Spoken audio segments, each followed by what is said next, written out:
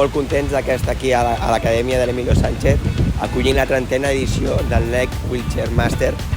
És la primera vegada que es fa a Espanya, a Catalunya, s'ha fet a 4 altres països i a dia d'avui tenir l'oportunitat de veure els 8 millors jugadors de nois i noies, per nosaltres és un repte posicionar el tenis català a nivell internacional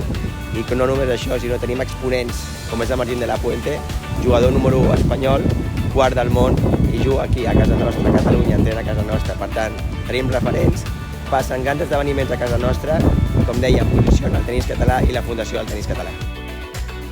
Bueno, es un torneo pionero aquí en España y a nivel mundial cada vez el circuito de silla de ruedas va creciendo y va cogiendo más importancia y bueno, el Masters pues es como el punto álgido del año para los jugadores y para la Federación Internacional, para la catalana y también para nosotros, ¿no? El poder compartir pues la organización en este torneo pues nos hace mucha ilusión. Además pues estos jugadores pues tienen historias increíbles y nosotros que nos dedicamos a la educación y tenemos los chicos aquí que están viviendo,